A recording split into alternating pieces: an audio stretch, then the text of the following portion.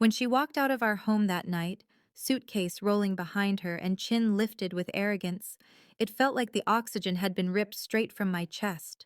She didn't cry, didn't hesitate, not even for a moment.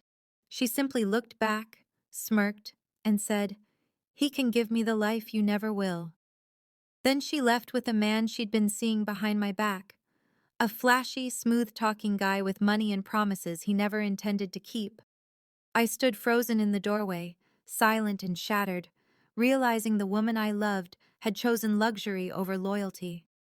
Yet deep inside, a small part of me knew life had a way of exposing people like her on its own. The first few weeks were brutal. I barely slept, barely ate, and every room echoed with her absence. But broken men don't stay broken forever.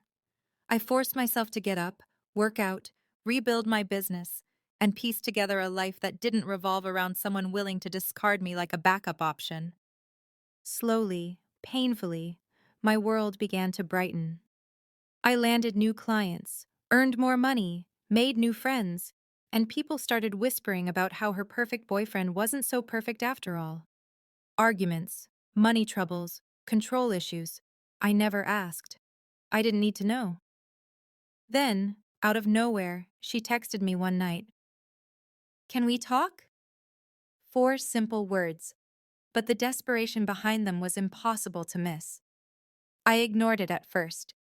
Then came the calls, the repeated messages, the long paragraphs about missing the old days. When I finally answered, her voice cracked instantly. "I made a mistake," she cried. "Can we maybe start again?" It felt unreal. This was the same woman who left me like I was disposable. I agreed to meet her, not because I wanted her back, but because closure matters.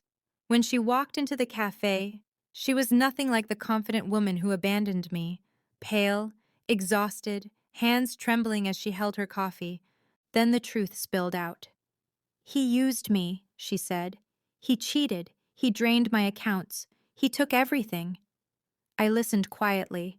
Her tears didn't move me the way she expected. Her pain felt like a story meant for someone else.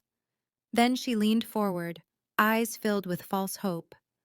"I just want a fresh start with you."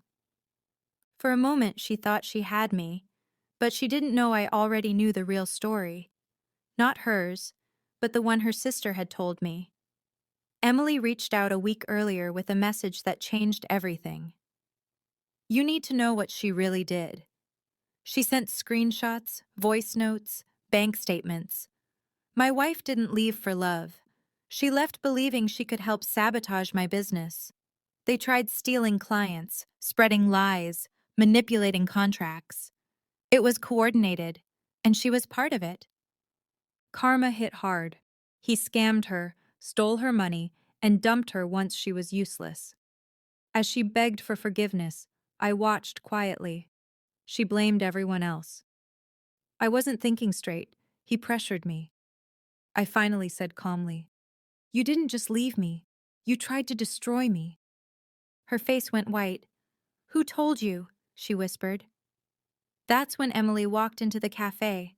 Panic filled my ex's eyes. Emily said, "Because he deserves the truth." My ex tried to argue, but Emily didn't stop. "You used him. You lied. You tried to ruin him." The cafe fell silent. I placed an envelope on the table. Every screenshot, every message. My ex reached for it, shaking. "What are you doing?" I looked at her and said, "Nothing. I'm not ruining you. I'm just walking away forever." Her tears turned to fear. She reached for me, but Emily blocked her. I walked out with the clearest mind I'd had in years. Behind me, I heard her break down as Emily said, "He's moved on. You should too." Outside, the sun felt brighter, the air lighter. Sometimes the greatest revenge is refusing to let someone back into a life they never deserved. That day, I didn't just close a chapter. I closed the whole damn book.